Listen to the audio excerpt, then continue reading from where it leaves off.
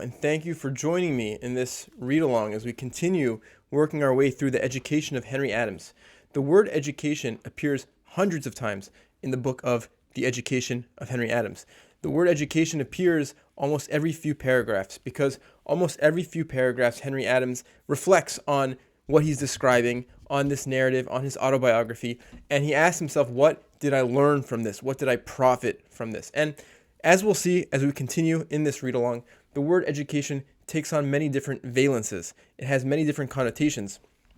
But one of the most striking and fascinating usages of education within the education of Henry Adams comes up very early on in the book, and it gives a sense of the versatility of what Henry Adams is talking about, the versatility of that word.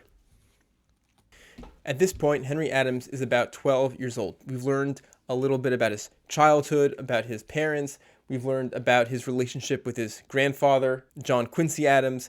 We've learned already about his disdain for schooling and teaching. We know that Henry Adams is a bit smaller than many of his peers, a bit more of a recluse than many of his siblings and his peers. And again, he's elaborating on the texture of his childhood and Boston in which he grew up.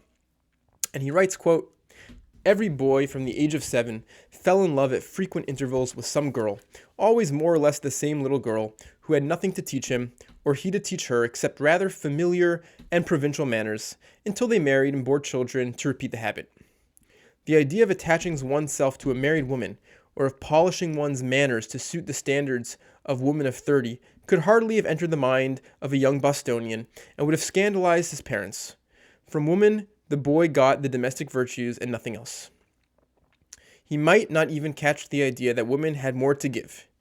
The Garden of Eden was hardly more primitive." End quote. So this is Henry Adams waxing about the Puritan and modest virtues of his Bostonian upbringing. But then he continues, quote, "To balance this virtue, the Puritan city had always hidden a darker side. Blackguard Boston was only too educational, and to most boys much more interesting." End quote. And so Blackguard Boston, of course, is like this villainous, criminal side of Boston with which Henry Adams, as a young boy, is also becoming acquainted with. Quote, "A successful blackguard must enjoy great physical advantages, besides a true vocation, and Henry Adams had neither.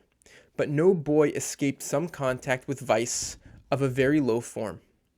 Blackguardism came constantly under boys' eyes, and had the charm of force and freedom and superiority to culture or decency. One might fear it, but no one honestly despised it. Now and then it asserted itself as education more roughly than school ever did. One of the commonest boy games of winter, inherited directly from the 18th century, was a game of war on Boston Common."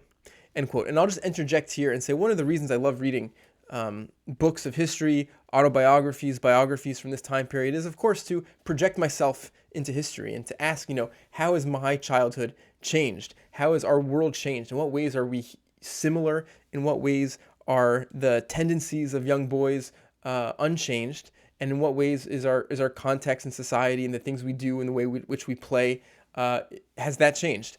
And this is such a wonderful insight, a time capsule into what childhood was like for young boys growing up in this time period in 1850 in America.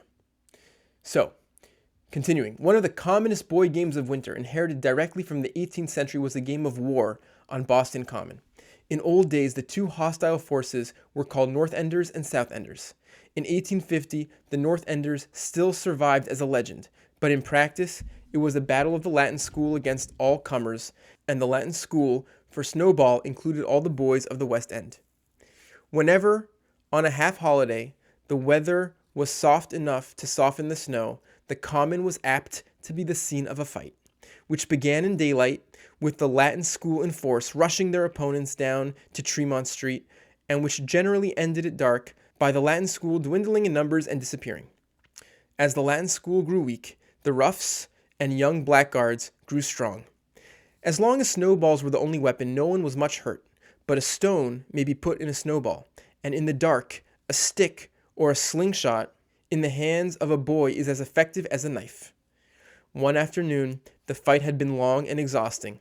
The boy Henry, following, as his habit was, his bigger brother Charles, had taken part in the battle, and had felt his courage much depressed by seeing one of his trustiest leaders, Henry Higginson, Bully Hig, his school name, struck by a stone over the eye and led off the field bleeding in a rather ghastly manner. As night came on, the Latin school was steadily forced back to the Beacon Street Mall, where they could retreat no further without disbanding. And by that time only a small band was left, headed by two heroes, Savage and Martin.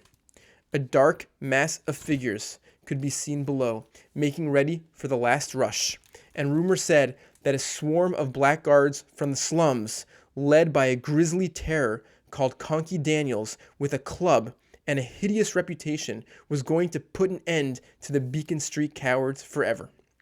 End quote. And just to interject here, to marvel at Henry Adams's amazing storytelling abilities, his ability to conjure up these scenes and put us in the mind of a 12-year-old who is thrust into this war game in which he feels wholly unequipped. So continuing, quote, Henry wanted to run away with the others, but his brother was too big to run away, so they stood still and waited immolation. The dark mass set up a shout and rushed forward. The Beacon Street boys turned and fled up the steps, except Savage and Marvin, and the few champions who would not run. The terrible Conky Daniel swaggered up, stopped a moment with his bodyguard to swear a few oaths at Marvin, and then swept on and chased the flyers, leaving the few boys untouched who stood their ground. The obvious moral taught was that blackguards were not so black as they were painted, but the boy Henry had passed through as much terror as though he were Turenne or Henry IV. And 10 or 12 years afterwards, when these same boys were fighting and falling on all the battlefields of Virginia and Maryland, he wondered whether their education on Boston Common had taught Savage and Martin how to die.